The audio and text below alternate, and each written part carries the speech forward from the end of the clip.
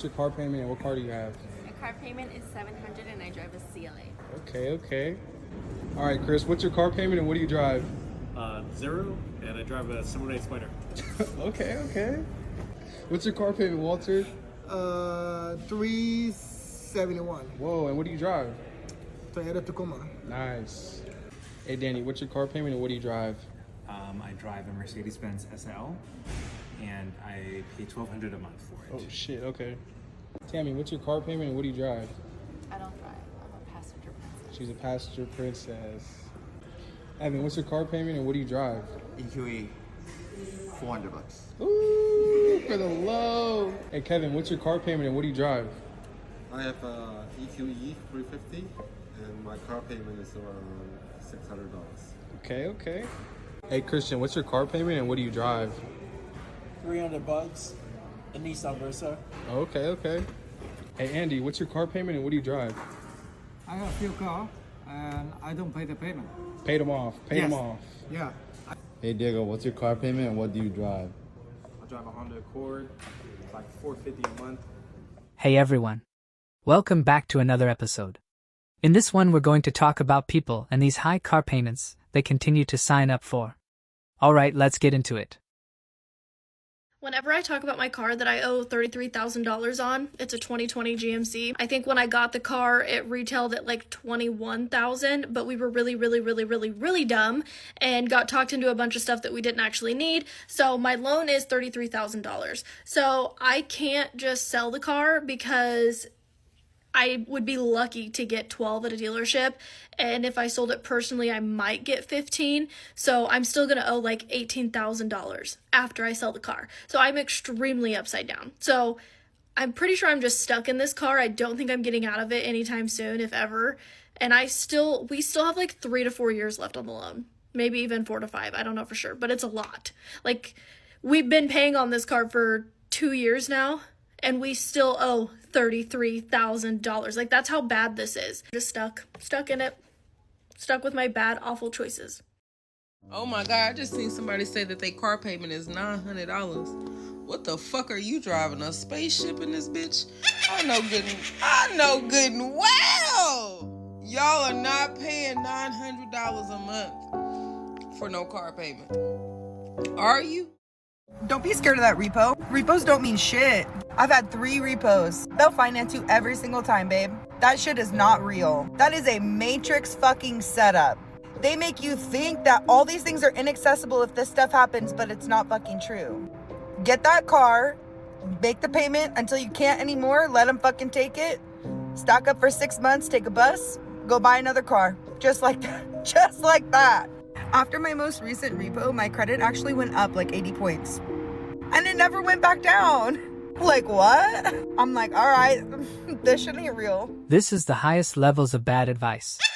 I'm not sure what loophole this lady found herself in, but repos will definitely hurt your credit. If she's still getting approved for car loans after 3 repos, she must be getting the 10 grand or less cars, because there's just no way. So I used to think and believe that a car payment was just a regular part of life. Like, because I'm an adult, I'm always going to have a car payment. And I was a guy at the time who was convinced that I was broke. I couldn't save money. I couldn't get out of debt. I couldn't pay off my credit cards. But meanwhile, at the time, I was driving around a $500 per month car payment. Today, the average car payment is $750 per month. So here I am complaining, driving around this brand new car, but yet I have no money to save, to get out of debt, to do anything else, because this car payment was like a giant weight on my income. People will often ask me, they say, Brad, you've gotten out of debt, you've been debt-free now for 12 plus years, you've helped thousands of people save and pay off tens of millions of dollars. Like, what would you say was the biggest thing that you did that made the biggest difference? And it goes back to the car every single time, because I ended up selling that car, downsizing, and buying myself a cash car. And you're right, it sucked. It was not fun. It was not easy. And boy, I did not enjoy it. But now, after being debt-free for 12 plus years, I haven't had a car payment since that car. And I can't tell you how much of a difference it has made. So if you're like me and you're struggling and you're stuck, you can't save money, you can't get out of debt, but you have one of these cars that's weighing down your income, consider getting rid of it. I can guarantee you it's going to make a huge difference in your future and your overall financial life. Hey, I don't know who else out there can agree with me, but it's gotten way too difficult to shop for a new car nowadays. Shopping for a new car has become just as difficult as shopping for an apartment. Like, these prices are outrageous. Remember back when you could get a used car, like a car that was like 10 years old or so. You can get you a nice used car, even if it just had a little bit over 100,000 over it. You can get that shit for like $250, $300 a month. No, they starting off at $400, $500. Like, that's crazy. And truth be told, I don't want anything used. I want something that's brand new, but then that's like $800 or better. That's like, there's no reason why anybody should be paying rent or mortgage prices for a fucking car. And it makes matters worse is that when I go on these Instagram pages and I see like these RVs and stuff, they're actually cheaper than getting a fucking sedan. Getting an RV, financing an RV right now is cheaper than financing a 4-door sedan. And let me be specific. I'm not talking about the big bus RV. I'm talking about one of the destination RVs or something like that. Either way, you still have a bed, a toilet, a shower, TV, and all that shit in there versus a car that doesn't have any of that. As much as I want a really nice brand new vehicle, I'm not trying to be paying over $1,000 a month to have a fucking car. God forbid, if I end up on the streets, then I'll be living in that damn car. Sad part is I've seen so many of my co-workers who went and bought brand new cars because once upon a time they was making the money from the OT that they was doing or whatever, and since they cut the OT back, they've been taking these cars right back to the dealership because they can't afford to take it. They can't afford to pay the monthly cost. They can't afford it. I'm not really about living above my means. It's never that serious for me. But I'd be damned if I don't think I don't deserve luxury. A lot of you guys want $300 car payments. I'm going to show you a couple cars that are $300 a month or less. First up, we have a 2012 Nissan Murano. Price tag $11 grand. Monthly payment $300.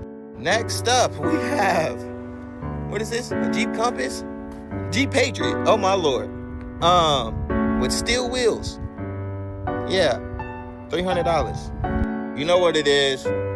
Old reliable Chevy Trax. You know what the payment is? $300. Basically saying a $300 payment is going to be on a $10,000 car, $15,000 car. And it might not be the car that you want. Now, if you just need something A to B, get it done, hey, that might be the car for you. But if you're trying to get into something like a Benz or a BMW or an Escalade or a nicer truck, it's not going to be no $300. I'm trying to tell you. I have $60,000 worth of car debt with about $30,000 of that being in negative equity. And let me tell you how the dealership scammed me, because I bought my car by myself back in 2022 and I got scammed, and I don't want y'all to get scammed. So let's talk about it. I went in spring of 2022 to buy my Jeep. I wanted the Jeep Wrangler, which is the hybrid car, part gas, part electric. And anyways, during that time, they didn't have a lot of stock because of COVID. And so basically they were going to order my Jeep and it would come within 3 months. Well, the dealership guy told me that they could put me in a Jeep off the lot for 3 months with no loan payment, and then they would roll the loan over to the new Jeep when it came in. I was like, oh, that sounds great. So I signed it. I didn't have any payments. My Jeep came in the mail. My Jeep came, I went and I picked it up, and y'all, when he sat me down, he handed me a piece of paper that said that the car was like $100,000. And when I tell you, I about had a fit, because when I had originally went in, the finance guy told me that my monthly payment was gonna be like $600. And then when I told the car salesman that when I was picking up the Jeep, he said that the finance guy lied and that's why he doesn't work there anymore. And now I'm stuck with $1,000 car payment.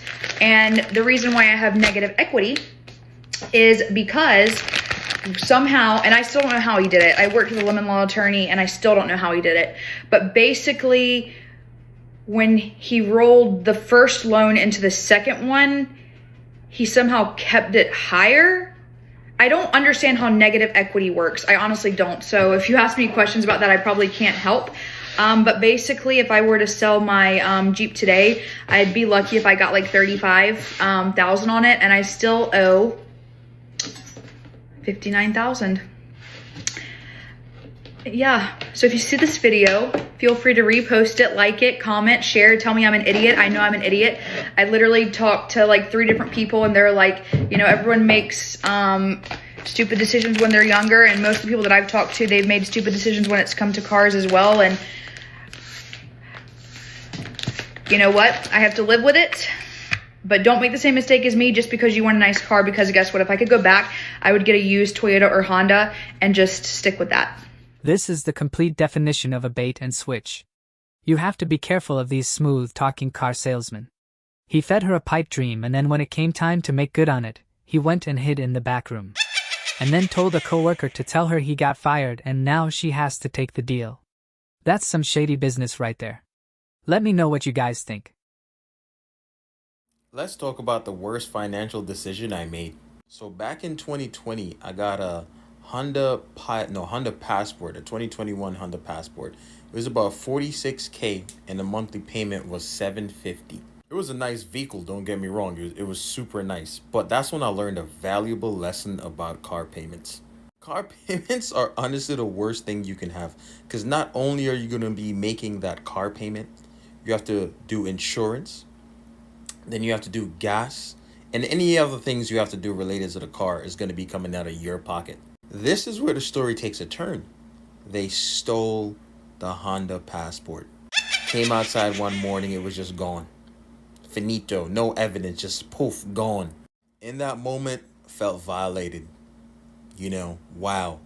But as I look back at it now, not having that $750 car payment and pushing my humble 2006 Corolla, blessing. Car payments are not fun. This guy got saved from his car payment by having his car stolen. Whatever works, I guess. $750 car payment is a lot. In 2 months, that's $1,500. That's a rent payment. A Honda Pilot shouldn't cost that much. But lucky for him, he got saved. Getting your first car payment at 28 is a really hard pill to swallow. I am now 33 and I still cannot fathom the idea that I have to pay $300 every single month for this car. Before this car, I had 2 other cars that were given to me. They were just like crappier cars that I could beat the crap out of, and they lasted me a very long time up until I was 28 and I needed a car, and for some reason I was like, it's time to buy a car and have a car payment. And because I had never had a car payment before and I don't really use credit cards, I had no credit, so I had bad credit. So my rate for my car payment is 14%. And I'm telling myself, like, this is a great investment. This is a great investment. Like, it will be worth money when I keep paying for it. You know, if I want to eventually sell it or trade it in or something, it will be worth for money. Let me tell you, it's worth like a grand now, or $2,000 now. And what hurt my feelings even more is a couple months ago I was in New York and I was backing up in a really small parking garage and I hit a pole. It scraped up the side of my car and I was like, oh, that's just like a mark. I can clean it. I can get it off. No, I tried to clean it. It's permanently on there. So I just lowered the value of my car even more. Like, it will be with me forever, I feel. But what do you mean? What do you mean $300 a month just to have the car? We're not even talking about car insurance. It's infuriating to me. And by the time I pay it off next summer, it's going to be worth nothing. Wondering what everybody else is like. What do you drive and what's your car payment on it? I have a 2017 Chevy Cruze, and I think we pay like $430 something a month, and that's like 5 or 6 years. I know everybody's circumstances are a little different, but paying $430 a month for a 2017 Chevy Cruze, it is $2,025 with 26% interest.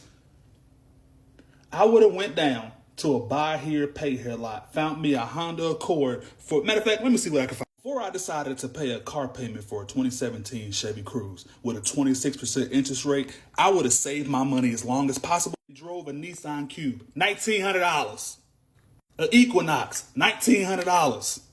A Subaru, $1,900. Yeah, it got miles on it. But 26% interest on a Chevy Cruze of 2017? Ain't no way I would have signed that. But like I said, no knock to her. I know we all in different circumstances, but I would have saved my money as much as possible and dropped this $1,900. This is good advice. It's better to save up a few grand and buy a car with 1,000,000 miles cash. But at least you'll own it and not be paying to rent it, which is essentially what a car payment is. This way you won't have a car payment until you can afford one. But okay, that's gonna do it for this one. I'm interested to hear all of your thoughts on this in the comments. Thank you to all of you for subscribing and supporting the channel. If you're not subscribed, go ahead and hit the button and like the video as it helps the channel grow. Alright, take care.